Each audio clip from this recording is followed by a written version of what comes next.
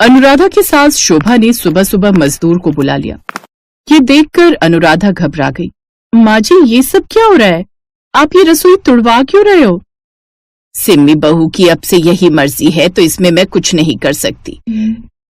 घर में कलेश ना हो, इसीलिए मैं सिम्मी की बात मानकर रसोई को आधा तुड़वा रही हूँ। अब से आधी रसोई तुम्हारी रहेगी। और शोभा देवी कुछ बोलती उससे पहले ही सिम्मी बोल पड़ी, और आधा किचन मेरा होगा। आधा किचन आधी रसोई पर क्यों? वो इसलिए भाभी, क्योंकि मुझे आपके देसी सामानों से भरी रसोई बिल्कुल पसंद नहीं। ये सादे से स्टील के बर्तन, गैस स्टोव भी मानो 20 साल पुराना, ऊपर से फ्रिज ऐसे भरा रहता है जैसे स्टोर रूम की कोई अलमारी। कोई स्टैंडर्ड ही नहीं, पुराने जमाने की। अपनी आधी रसोई को संभाल कर रखो भाभी, बाकी अपना आधा किचन मैं संभाल लूंगी। घर में सब सिम्मी की बातों को मानते थे, क्योंकि सिम्मी अमीर खानदान की लड़की थी। इसीलिए सिम्मी ससुराल में अपनी चलाती थी। सिम्मी के मायके वालों का उठना बैठना बड़े नेताओं और अफसरों के बीच था, और इसी बात का फायदा सिम्मी उठाती थी। वो हमेशा इसी अकड़ में रहती थी कि वो अपने मायके वालों को एक फोन मिलाएगी और 100 लोग इकट्ठे हो जाएंगे। सिम्मी की इसी आदत की वजह से कोई उसे कुछ कहता ही नहीं था कि फालतू की बहसबाजी ना हो, लोगों के बीच बदनामी ना हो। अब सिम्मी ने जिद में आधे हिस्से में किचन बनवा लिया। उसने अपने आधे किचन में मॉडर्न डेकोर की शुरुआत की। डिजाइनर टाइल्स और बढ़िया फर्नीचर और स्टाइलिश लाइटिंग से किचन सजाया। अब वहां कोई पुराना गैस स्टोव नहीं था, बल्कि एक ऑटोमेटिक गैस स्टोव था। नए जमाने की मिक्सी, एयर फ्रायर और माइक्रोवेव ने भी जगह बनाई। भैया बस यही रख दो, एक पैक और होगा। मैडम वो भी बस आ ही रहा है। सिम्मी क्या क्या मंगवा रही हो? सब कुछ रखा तो है। सब पता है क्या क्या रखा है उस पुरानी रसोई में। मुझे अपने हिसाब से सब रखवाने दो। भैया बर्तन धोने की मशीन वहां सामने नल के पास लगा दो। बर्तन धोने की मशीन भी मंगवा ली। बहू काम वाली लगी तो थी, उसी से करवा लेती बर्तन। माँ जी ये किचन है, यहाँ सब कुछ मेरे हिसाब से चलेगा। अगर आपको किचन अच्छी नहीं लग रही तो आप अपनी बड़ी बहू की तरफ रहने चली जाओ। ठीक है, अगर तुम यही चाहती हो तो मैं ऐसा ही करूंगी। आज के बाद तुम्हारी किचन में कोई परेशान करने नहीं आएगा। सिम्मी की सास अनुराधा की तरफ आ गई। सिम्मी को पहले सास की मदद मिल जाती थी, पर सास के जेठानी की तरफ जाने से सिम्मी परेशान होने लगी। 2 टाइम का खाना बनवाना है, ध्यान रहे कोई भी चीज खराब नहीं होनी चाहिए। अरे भाभी, पिछले कई सालों से घरों में खाना बनाने का काम कर रही हूँ, कोई शिकायत नहीं देती किसी को। ठीक है, तो फिर मेरे लिए कप चाय बना ला। अच्छा भाभी। काम वाली अनुराधा की तरफ जाने लगी। अरे वो रसोई में नहीं जाना, इधर किचन में जाओ। भाभी ये तो मैं पहली बार देख रही हूँ, आधा आधा हिस्सा। हाँ, वो बेकार सी पुराने जमाने की रसोई जेठानी जी की है, और ये बढ़िया आज के जमाने का किचन मेरा है। वही मैं कहूँ, आज से पहले तो इस घर में कभी खाना बनाने वाली रखी नहीं गई, पर मुझे नहीं पता था कि आपके तो इतने ठाट बाट है भाभी। आपने तो बहुत बढ़िया किचन बना ली। सिमी अनुराधा और सास की तरफ देखती हुई जानबूझकर दिखावा कर रही थी। माँ जी आपकी चाय, मैं दोपहर के खाने में भरवा टिंडे बना रही हूँ, सही है ना? हाँ हाँ बहू, प्रेम से जो भी बना खिला लो, सब बढ़िया है। तुम्हारे हाथों की तो हर चीज खानी मुझे पसंद है, क्योंकि उसमें प्रेम का स्वाद जो मिला होता है। सिमी सास की बातें सुनकर जल भुन गई। अमित आज तुम्हारी छुट्टी है, दोपहर के खाने में राजमा चावल बना रही हूँ। बनवा लो सिम्मी जो बनवाना है, मैं तो बस पेट भरने के लिए खा रहा हूँ, बाकी स्वाद तो अब खाने में दिखाई ही देना बंद हो गया है। शांति, आज राजमा चावल इतने टेस्टी बनाना कि तुम्हारे भैया उंगलियां चाटते रह जाएं। सिमी ने पूरी किचन काम वाली शांति के हाथों में दे दी और खुद वो बेफिक्र होकर अपनी मौज मस्ती में रहने लगी। बताओ तो, किचन के इतने महंगे महंगे बर्तन कैसे जला रही है ये काम वाली शांति। सिमी को तो पैसों और महंगे सामानों की कोई फिक्र ही नहीं। माँ तुम क्यों अपना खून जला रही हो? करने दो ना जो कर रही है। जब सिम्मी को अपनी किचन की परवाह नहीं तो तुम क्यों ध्यान देती हो? माँ जी की भावनाओं को मैं समझ सकती हूँ। एक माँ के लिए उसके दोनों बच्चों का परिवार बराबर होता है। जितनी चिंता माँ जी को हमारी होती है, उतनी ही चिंता सिमी और देवर जी की भी होती है। सिमी को इन सब बातों से कोई फर्क नहीं पड़ता था कि क्या खराब हो रहा है। उसे तो बस नई नई चीजें खरीदने का शौक आ रहा था। Simmi air fryer, juicer, electric tandoor और बाकी सब महंगे सामान किचन में धूल मिट्टी खा रहे हैं। तुमने अभी इलेक्ट्रिक कुकर और खरीद लिया। कौन बनाएगा इसमें खाना? शांति बनाएगी, और कौन बनाएगा? शांति, लगता है तुम्हें इसमें खाना बना पाएगी? पहले देखो कितने सामान वो खराब कर चुकी है। कभी देखा भी है किचन में घुसकर? तभी शांति आ जाती है। सॉरी भाभी, आज आने में देर हो गई। वो गली में भंडारा बट रहा था, वही लेने चली गई थी। घर पर रखकर बस सीधी आ गई। कोई बात नहीं। अच्छा सुन, तू बोल रही थी ना पुराना कुकर खराब हो गया है, मैंने ये नया इलेक्ट्रिक कुकर मंगा लिया है, अब इसी में चने उबालने रख दे। इलेक्ट्रिक कुकर शांति को चलाना आता नहीं था। उसने साफ मुंह पर मना कर दिया। भाभी, ये इलेक्ट्रिक कुकर मेरे से चलाने नहीं आते, मुझे तो वो सादा सीटी बजने वाला कुकर ही समझ में आता है, ये तो आप ही यूज करो। शांति को मुंह बनाता देख सिमी खुद ही उठी और उसे कैसे इस्तेमाल करे सब कुछ पढ़कर समझकर उसने इलेक्ट्रिक कुकर में चने उबालने रखे। सिमी ने चने तो रख दिए पर टाइमर ठीक से सेट करना भूल गई। नतीजा ये हुआ कि चने जरूरत से ज्यादा पक गए और कुकर का निचला हिस्सा जलने लगा। अरे ये कैसी जलने की बदबू आ रही है। सिमी ने नया कुकर लिया है, शायद उसी में कुछ जला है। तब भी तो मैं नहीं रख रही थी कुछ बनने, क्योंकि पड़ोस वाली भाभी के घर ये कुकर है, उन्हें तो इस्तेमाल करना आता है, वो खुद इसमें टाइम सेट करके देती हैं, मैं तो हाथ भी नहीं लगाती। अच्छा भाभी, मैंने रोटी और चावल बना दिए। तो चने कौन बनाएगा? भाभी देखो, मुझे और भी घरों में काम पर जाना होता है, मैं अगर यहाँ लगी रही तो और घरों में लेट हो जाऊंगी। लाओ जल्दी से दो, मैं मसाला बना जाती हूँ। काम वाली मुंह बनाते हुए खाना बनाकर चली गई। अगले दिन सिमी के घर मेहमान आने थे। साफ सफाई वाली आई नहीं थी, बर्तन का ढेर लग गया। क्या हुआ सिमी, खाना बनाने वाली नहीं आई? मेरे ऑफिस के फ्रेंड्स आते ही होंगे। आ जाएगी, अभी तो मैं ये बर्तन धोने की मशीन चेक कर रही हूँ, चल ही नहीं रही, बर्तनों का ढेर लगा हुआ है। काफी देर तक सिमी कोशिश करती रही पर बर्तन धोने की मशीन नहीं चली। सिमी परेशान हो गई। उसने देखा काफी देर हो गई है पर अभी तक खाना बनाने वाली भी नहीं आई है। तभी शांति का फोन आ गया। सिमी भाभी, मैं गांव जा रही हूँ, मेरे ताऊ गुजर गए, 2 दिन बाद लौटूंगी। क्या? पर मैंने तुझे कहा था ना कि मेरे घर मेहमान आने हैं। तो भाभी मैं क्या करूं, मेरा भी जाना जरूरी है, रिश्तेदारी का मामला है। आज जो मैं फोन रखती हूँ, मेरे बस का टाइम हो रहा है, बस अड्डे से ही फोन कर रही थी।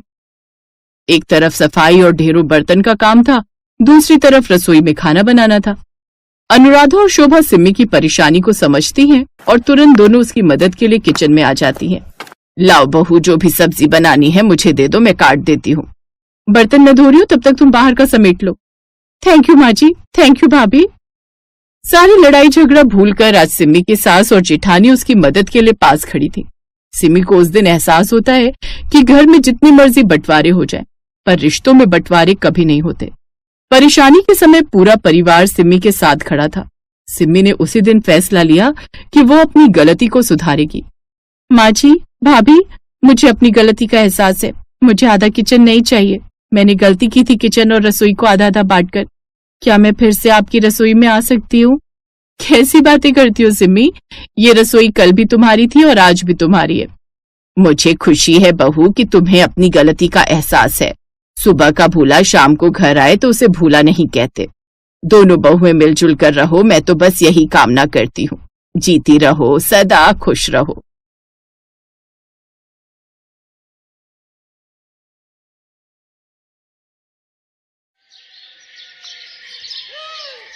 चलो, आज पहली बार मेरी जिंदगी में खुशियां आने वाली हैं। बड़े सुकून से अपना मनपसंद खाना बनाऊंगी। शालू खुशी खुशी किचन में गई, लेकिन वहां उसने कुछ ऐसा देखा जिसकी उसे क्या किसी को भी उम्मीद नहीं होगी। उसने देखा कि किचन में चूल्हा ही नहीं था। ये क्या हुआ, इस किचन में तो चूल्हा ही नहीं है।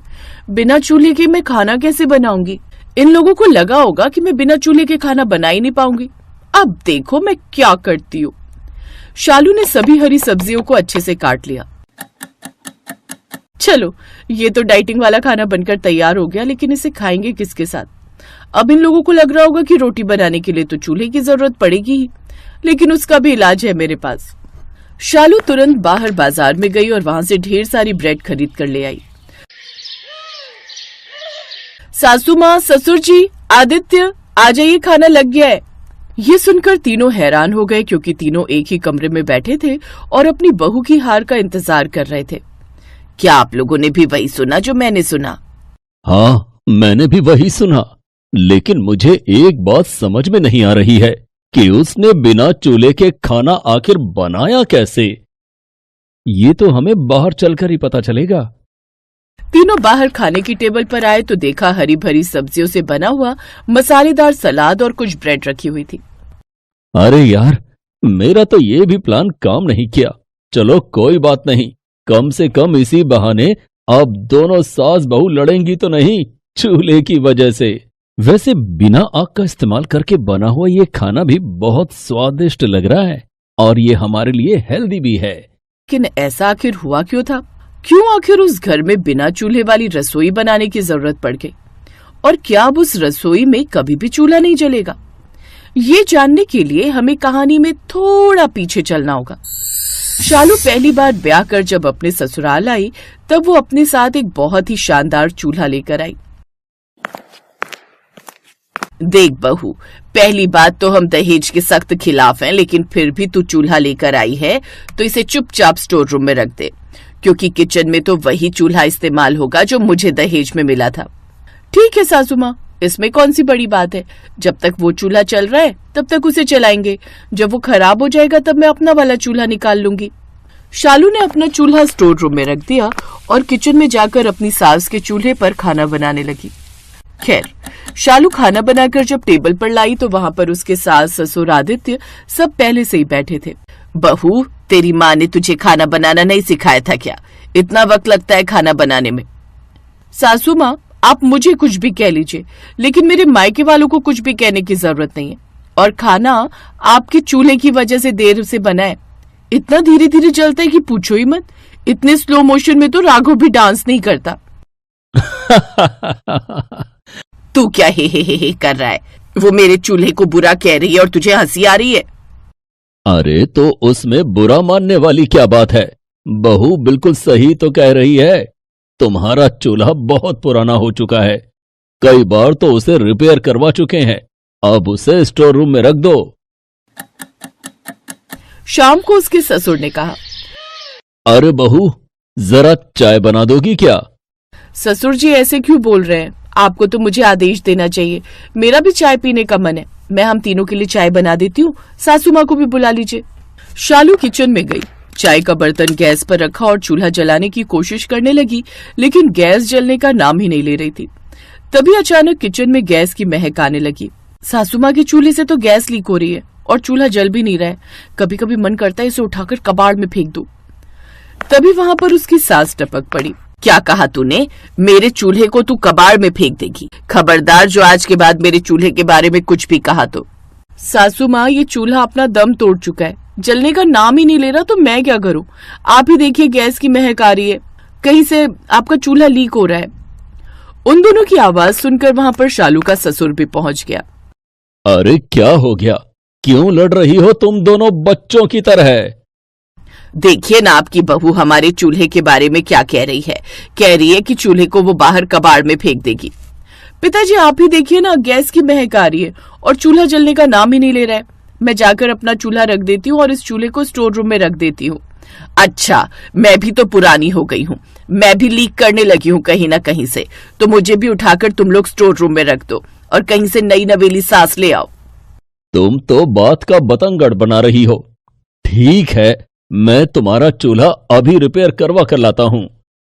कुछ दिनों तक वो जलता रहा, लेकिन उसके बाद फिर से ये लो, आज फिर से चूल्हा ढंग से नहीं जल रहा है। 1 घंटा तो चूल्हा जलाने में ही लग जाता है। आज मैं खाना बनाऊंगी नहीं। धीरे धीरे रात के 10 बज गए। तभी आदित्य ने शालू को आवाज देकर बुलाया। शालू, रात के 10 बज गए हैं, मुझे सुबह काम पर भी जाना है, अभी तक खाना नहीं बना क्या? अरे कैसे बनाऊं खाना? जब चूल्हा जल ही नहीं रहा तो कैसे बनेगा? 1 घंटा तो चूल्हा जलाने में ही लग जाता है। मैं नया चूल्हा लेकर आई हूँ, वो बेचारा स्टोर रूम में रखा हुआ है, उसकी कोई इज्जत ही नहीं। अभी तक तो सब कुछ ठीक से चल रहा था। जब से तेरी बीवी इस घर में आई है तब से इस घर में हर रोज मेरे चूल्हे को लेकर लड़ाई हो रही है। ऐसा करती हूँ, इस चूल्हे को लेकर मैं ही इस घर से निकल जाती हूँ, फिर सारा मामला ठीक हो जाएगा। माँ, एक चूल्हे को लेकर इतना ज्यादा पजेसिव क्यों हो रही हो? हम लोग आपके चूल्हे को कहीं बाहर फेंकने तो नहीं जा रहे, उसे चुपचाप सजाकर स्टोर रूम में रख देते हैं, हर रोज आप उसके दर्शन कर लेना। शालू नया चूल्हा लेकर आई है, उसमें जल्दी खाना भी बन जाएगा। नहीं, रहने दो, मैं अपने चूल्हे को लेकर घर से भाग जाती हूँ, फिर तुम लोग अपने नए चूल्हे के साथ खाना बनाना। तुम दोनों जब देखो तब उस चूल्हे को लेकर हमेशा लड़ाई झगड़ा क्या करती हो? तुम बहू का नया चूल्हा किचन में नहीं रखना चाहती और बहू पुराने चूल्हे के साथ खाना बनाना नहीं चाहती। सासू माँ, ससुर जी, मैं उसी पर किसी तरह से खाना बना लिया करूंगी। देखा, आखिरकार जीत मेरे चूल्हे की हुई। इसीलिए कहती हूँ बहू, अपनी सास से कभी पंगा मत लेना। और शालू उसी में खाना बनाने की कोशिश करने लगी। वो बार बार चूल्हा जलाने की कोशिश कर रही थी, लेकिन चूल्हा जल ही नहीं रहा था। तभी अचानक गैस लीक होने की वजह से आग पकड़ ली। शालू की साड़ी भी जलने लगी। वो जोर जोर से चिल्लाने लगी, आदित्य बचाओ, पिताजी बचाओ, बचाओ। आदित्य ने बाल्टी भर भर कर जल्दी से पानी डाला और थोड़ी देर में आग बुझ गई। 3 दिन के इलाज के बाद शालू ठीक होकर वापस घर आ गई। पड़ गई तुम्हारे कलेजे को ठंडक। ये तो अच्छा हुआ कि वक्त पर आदित्य ने पानी डाल दिया, वरना कुछ भी हो सकता था शालू के साथ। अब क्या उसे भगवान के पास पहुंचा कर ही मानोगी? बहू, मुझे माफ कर दो। मुझे अपने चूल्हे पर अहंकार हो गया था। आज जो तेरे साथ हुआ है, कल वो मेरे साथ भी हो सकता है। किसी की जिंदगी के साथ खिलवाड़ करने का मेरा कोई हक नहीं। आदित्य बेटा, मेरा चूल्हा स्टोर रूम में रख दे और जो चूल्हा बहू लेकर आई है उसे रसोई घर में रख दे। आदित्य ने नया वाला चूल्हा रसोई घर में रख दिया और सभी खुशी खुशी रहने लगे।